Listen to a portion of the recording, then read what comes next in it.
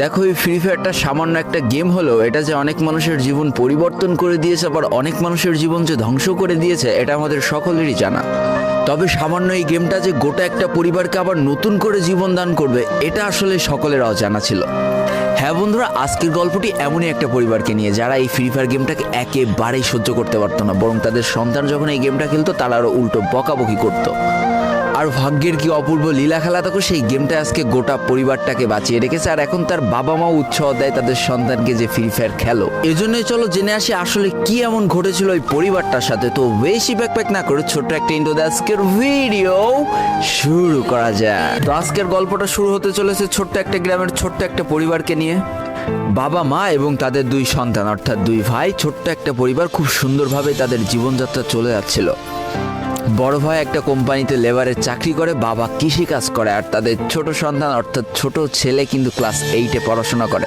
দারিদ্রতার বেড়াজালে আটকে পড়া পরিবারকে সাপোর্ট দেওয়ার জন্য তাদের বড় ভাইকে খুব অল্প বয়সে কাজে চলে যেতে হয়েছে। এই জন্য বড় ভাইয়ের পড়াশোনাটা ঠিকমতো হয়ে ওঠেনি। তবে বাবা মার একটাই স্বপ্ন ছিল যে তাদের ছোট সন্তান অর্থাৎ ছোট ছেলে যাতে উচ্চশিক্ষায় শিক্ষিত হয়। এই জন্য বাবা কৃষিকাজ করলেও সারাদিন মাঠে তুমুল কষ্ট করে এসে বাসায় যখন এসে দেখতো তাদের ছোট সন্তান পড়াশোনা করতেছে, সমস্ত কষ্ট এক চান্সে দূর হয়ে যেত। আর তাদের ছোট সন্তান পরিবারের অভাব দেখতে দেখতে বড় হচ্ছে, তো তাই সে একটা সময় ঠিক করেই ফেলে যে তাকে অনেক বড় হতে হবে, লেখাপড়া করে অনেক বড় মানুষের মতো মানুষ হতে হবে। আর ঠিক এমনটাই হতে থাকে। তাদের ছোট ছেলে খুব ভালো রেজাল্টও করতে থাকে, প্রত্যেক ক্লাসে টপ হতেও থাকে। তবে তার একটা বদ অভ্যাস ছিল, সেটা হচ্ছে ফ্রি ফায়ার গেম খেলা। করোনা চলার সময় যখন তার স্কুল বন্ধ হয়ে যায়, তখন তার বাবা এবং বড় ভাইয়ের জমানো কিছু টাকা দিয়ে তাকে একটা ফোন কিনে দেওয়া হয় অনলাইনে ক্লাস করার জন্য। তার ফোনটা ছিল 3 GB র্যামের একটা ফোন। তবে এইখান থেকেই তার ফ্রি ফায়ার গেমের সাথে পরিচয় হওয়া। সারাদিন পড়াশোনার ফাঁকে সময় পেলেই সে ফ্রি ফায়ার গেম নিয়ে বসে পড়তো। আগে যেমন বাইরে খেলাধুলা করতো, এখন সে আর বাইরে খেলাধুলা করে না, ঘরে বসে সারাদিন ফোন টিপে আর ফোনে গেম খেলে। এদিকে তার বাবা মা যখন ফ্রি ফায়ার গেম খেলা দেখতো তখন প্রচণ্ড পরিমাণ রেগে যেত, এমনকি মারধর পর্যন্ত করতো যে তুই এই গেম খেলা বাদ দিয়ে দে। তবে তাদের ছোট ছেলে যতই বাবা মার বাধ্য সন্তান হোক না কেন, ফ্রি ফায়ার গেমটা ছাড়তে সে একেবারেই নারাজ। প্রথম দিকে পড়াশোনার ফাঁকে ফাঁকে গেম খেললো, যখন তার বাবা মা তাকে বকা শুরু করে তখন সে রাতের অন্ধকারে গেম খেলা শুরু করে। তবে বন্ধুরা বলে রাখা ভালো, সে কিন্তু তার পড়াশোনা একেবারেই ঠিক রেখেছিল, অর্থাৎ গেমের কোনো কালো ছায়া পড়াশোনার উপরে কোনোদিনই সে পড়তে দেয়নি, যার কারণে তার রেজাল্টটা মোটামুটি ভালোই হতো। এতদিন পর্যন্ত পরিবারের সবকিছু ঠিকঠাকই ছিল, এবার আস্তে আস্তে পরিবারটা একটু একটু করে ভাঙতে শুরু করবে। পরিবারের সকলের সম্মতিতে পরিবারের বড় ছেলের সাথে পাশের গ্রামের একটা মেয়ের বিবাহ সম্পন্ন করা হয়। আর যেন বিবাহের কয়েক মাস যেতে না যেতে বড় ভাইয়ের পরিবর্তন লক্ষ্য করতে শুরু করা যায়। এতদিন ছোট ভাইয়ের পড়াশোনা খরচ বড় ভাই আর বাবা মিলে চালিয়ে আসলো, এখন আর বড় ভাই কিন্তু ছোট ভাইয়ের পড়াশোনা খরচ দিতে রাজি হয় না। তবে তাতেও খুব একটা ফারাক পড়ে না, কারণ তাদের বাবা এখনো শক্তভাবে তাদের পরিবারটাকে ধরে রেখেছে, অর্থাৎ বাবা কিন্তু কৃষিকাজ করে তাদের পরিবারটা খুব সুন্দরভাবে চালিয়ে নিচ্ছিল। তবে বলে রাখা ভালো, হাতের 5টা আঙুল যেমন এক হয় না, পরিবারের প্রত্যেকটা সন্তানের মন মানসিকতাও কিন্তু এক হয় না। কিছুদিন পর বড় ভাই পুরোপুরি আলাদা হয়ে যায়, তার বউকে নিয়ে নতুন করে সংসার তৈরি করে। এমনকি একটা পর্যায়ে যে বড় ভাই তার পরিবারকে অস্বীকার করে দেয়, অর্থাৎ একটা টাকাও আর পরিবারে দিত না, সমস্ত টাকা সে নিজের সংসারেই খরচ করত। 4 জনের পরিবারটা ভেঙে যায় এখন 3 জনের পরিবার হয়ে গেল, বাবা মা আর তাদের ছোট সন্তান। এখন পুরো পরিবারের দায়িত্বটা বাবার উপরে পড়ায়, দিনরাত 24টা ঘন্টা হাড় ভাঙা খাটুনি করা শুরু করে দেয় তাদের বৃদ্ধ বাবা।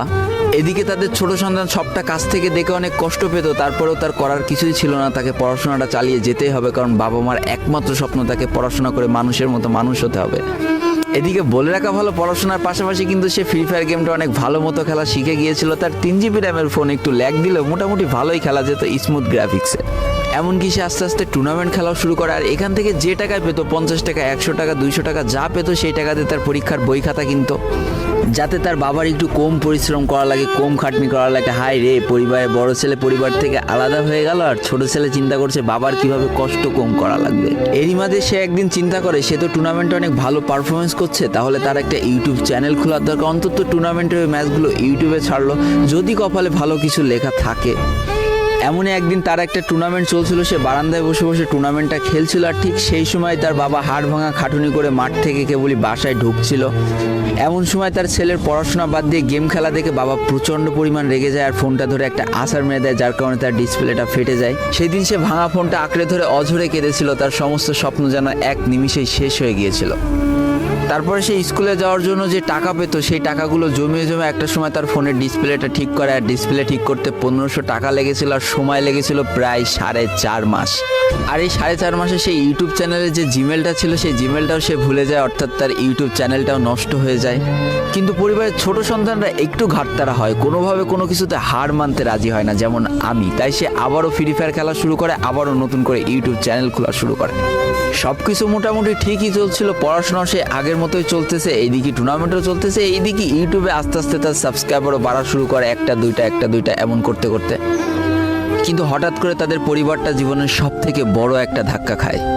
যেহেতু তাদের বাবা কৃষিকাজ করে তাদের পরিবার চালাতে হিমশিম খাচ্ছিল, পরিবারের এত প্রেশার, 24 ঘন্টা হাড় ভাঙা খাটুনি করতে করতে একটা দিন হঠাৎ করে উনি প্যারালাইসিস হয়ে যায়। তার ডান পাশের হাত এবং পা পড়ে যায়, যার কারণে সে একেবারে অক্ষম হয়ে পড়ে। আর এটাই ছিল তাদের পরিবারের সব থেকে বড় কালো অধ্যায়। তবে সব থেকে কষ্টের ব্যাপার কি ছিল জানো? পরিবারের এত খারাপ সময়ও তাদের বড় ভাই কিন্তু তাদের পাশে এসে দাঁড়ায় না। এবার শুরু হয় তাদের পরিবারে আসল কষ্ট। না ছোট ছেলের পড়ার টাকা আছে, না বাবার ওষুধ কেনার টাকা আছে, না তাদের 3 বেলা ঠিক মতো খাবার টাকা আছে। কি আর করবে, পরিবারে এই অসহায় অবস্থা দেখে না খেয়ে তো মরা যায় না, তাই তাদের মা লোকের বাসায় কাজ করা শুরু করে দেয়। কিন্তু কাজ করে 3 বেলা খাবার জোটানো গেলেও বাবার ওষুধ আর সন্তানের পড়াশোনার খরচ চালাতে হিমশিম খাচ্ছিল তাদের মা। ঠিক এই সময়টায় পরিবারের ছোট ছেলে সারাদিন চিন্তা করতে থাকে যে আসলে তার কি করা উচিত, কি করলে পরিবারের সবাই ভালো থাকবে, কি করলে বাবার ওষুধ কেনার টাকা সে জোগাড় করতে পারবে, কি করলে বাবা মার স্বপ্ন পূরণের জন্য সে পড়াশোনা করতে পারবে। তার সামনে শুধু একটা অপশনে খোলা ছিল, সেটা হচ্ছে ফ্রি ফায়ার গেমটা। কি আর করবে, সারাদিন সে পড়াশোনা করতো আর সারা রাত ফ্রি ফায়ার গেম খেলে খেলে ভিডিও আপলোড করা শুরু করে ইউটিউবে। তোমরা শুনলে অবাক হয়ে যাওয়া, 24টা ঘন্টার মধ্যে সে মাত্র 4.5 ঘন্টা ঘুমাতো। দিনের বেলা স্কুলে থাকতো, স্কুল থেকে এসে সে একটা চার দোকানে কাজ করতো, চার দোকান থেকে বাসায় এসে পড়াশোনা করতো, পড়াশোনার পরে রাত্রেবেলা ফ্রি ফায়ার গেম খেলে ভিডিও আপলোড করতো। সৃষ্টিকর্তা হয়তো তাদের কষ্টটা দেখেছিল, তাই তার বেশি দিন কষ্ট করা লাগেনি। 4.5 মাসের মাথায় তার একটা ভিডিও ভাইরাল হয়ে যায়। ব্যাস, লাইফের মোড়টা এইখান থেকে ঘুরে গিয়েছিল। তোমরা সকলে জানো একটা ভিডিও ভাইরাল হলে আসলে কি হয়। সব জায়গায় তার নাম ছড়িয়ে যায়, মানুষ আস্তে আস্তে তার ভিডিও দেখতে শুরু করে, তাকে পছন্দ করতে শুরু করে, তার গেম প্লে ভালো লাগতে শুরু করে। একটা সময় সে একটা ভালো প্লেয়ার হয়ে যায়। আর সে জীবনের প্রথম পেমেন্ট পেয়েছিল 12,500 টাকার, যেখান থেকে 7,000 টাকার তার বাবার জন্য ওষুধ কিনে দিয়েছিল, আর বাকি টাকাটা তার আম্মুর হাতে তুলে দিয়েছিল। তারপর থেকে তার মাসিক বেতন কখনো ওই 12,000 টাকার থেকে কমেনি, বাড়তে বাড়তে বাড়তে বাড়তে একটা সময় তার মাসিক বেতন দাঁড়ায় 1 লাখ টাকা, যেটা ছিল তাদের পরিবারের জন্য অবিশ্বাস্য একটা ব্যাপার। যেই পরিবারটা না খাতে পেয়ে প্রায় মরার মতো অবস্থা হয়ে গিয়েছিল, সেই পরিবারটা আজকে কোথা থেকে কোথায় যে দাঁড়ালো। তবে সব থেকে মজার ব্যাপার কি জানো, এখন আর ফ্রি ফায়ার খেলতে দেখলে তার বাবা মা কিন্তু তাকে বকে না। তো দেখো, জীবনে খারাপ সময়গুলো চিরদিন স্থায়ী হয় না, খারাপ জীবন কাটিয়ে কিন্তু ভালো সময় আসে। অর্থাৎ তাদের পরিবার এখন ভালো সময় চলে এসেছে। তার বাবা আগে থেকে অনেক সুস্থ হয়ে গিয়েছে, এখন নিজে থেকে হাঁটাচলা করতে পারে, তাকে আর কাজ করে খেতে হয় না, তার মাকেও এখন আর কাজ করতে হয় না। এইদিকে সব থেকে বড় আনন্দের ব্যাপার কি জানো, ওই ছেলেটা তার পড়াশোনাটাও ঠিক রেখেছিল। অর্থাৎ এসএসসি পরীক্ষায় সে কিন্তু জিপিএ 5 পেয়ে উত্তীর্ণ হয়েছে। তো বন্ধুরা, আজকের গল্পটা থেকে আমরা কি শিখলাম? জীবনে কোনো পরিস্থিতিতে, যতই খারাপ পরিস্থিতি আসুক না কেন, তোমাকে হার মানা যাবে না। প্রথম যেদিন তার বাবা ফোনটা ধরে আছাড় মেরে ফোনটা ভেঙে দিয়েছিল, সেদিনই যদি সে হার মেনে যেত, তারপরের থেকে যদি সে আর কোনোদিনই ইউটিউবে ভিডিও না ছাড়তো, তাহলে সে আজকের এই পর্যন্ত পজিশনে পৌঁছাতে পারতো না। দারিদ্রতা বলো, না খেয়ে স্কুলে যাওয়া বলো, চার দোকানে কাজ করা বলো, বাবা মার অসহায় পরিস্থিতি বলো, কোনো কিছু কিন্তু এই ছেলেটাকে দাবিয়ে রাখতে পারিনি। আর দিন শেষে যেই মানুষটা সর্বোচ্চ কষ্ট করে, সৃষ্টিকর্তা তার পুরস্কার নিজে হাতে